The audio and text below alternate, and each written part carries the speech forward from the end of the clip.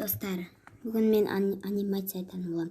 Мен бүгін бір кешке баратын едім, бірақ мен қатты алаңдадым, себебі бұл ең бірінші рет болатын еді. Сол үшін де мен макияжымды құртып алдым.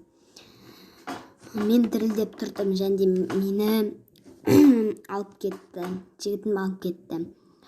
Маған әкем өзінің күшті машинасын сыйлады, ол көк еді, және де қымбат. Әлемдегі ең қымбат машина еді, оған бәрі тамсанып жүретін. Және біз сауық кешке бардық, және де достарымыз бәрі күтіп алды. Біз оған қатты қуандық, себебі мына жерде көп заттар бар еді.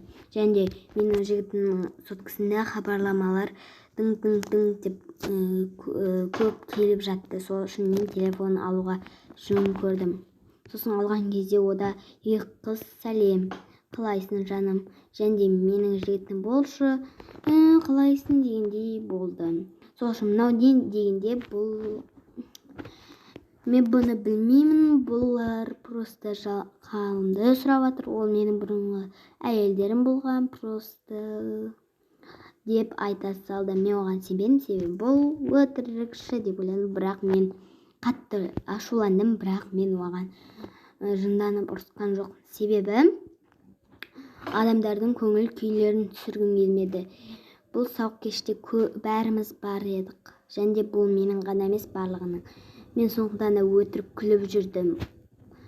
Бәрі күліп тұрса, мен де күліп биледі. Менің аяғым ауыр, және де менің құсқым келіп тұрды. Маған ашуым келді. Сосын мен үйге бардық, және де мен киімді ауыстырып алдым, және де біз күшті саябаққа бардық, және де жігітім біреуге жазып жатты. Мен қарадым, соткасын жаймен қарап тұрдым. Сол кезде танысу программасы тұр екен. Мен оны білемін. Мен оны танысу программасы не үшін тұр, неге керек? Жоқ, просто ол тұр. Мен бұрыннан бері не істеп жүргенмін, қолданып жүргенмін, бірақ қазір емес деп айтты. Және де мен оған сенбей телефонның ішіне кірсем, ода жаным қалайсың, менің жігітім болшы, яғни мен сені сүйемін дегендей хабарламалар тұрды. Сен менің көзіме шөп шауып жүрсің ба дегенде, жоқ, просто ештеңе, бәрі жақсы, ашуланба тек қана деп айтты. Және де ол бұрыннан бері жүрген деді. Олар маған жаза береді өздері дегенде мен сенбедім, бірақ сонда да ұрыспадым. Мен одан кек алғым келді. Және де мен онымен бір апта сөйлеспедім. Және де мен оны қатты алаңдап, оған звондадым, үйіне де бардым.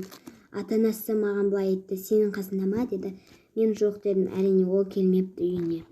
Сөйтсем ол қыздармен жүр екен, яғни арақ, пиво ішіп, қыздармен сүйісіп, яғни жаман әдеттерді істеп, менің көзіме шөп салыпты.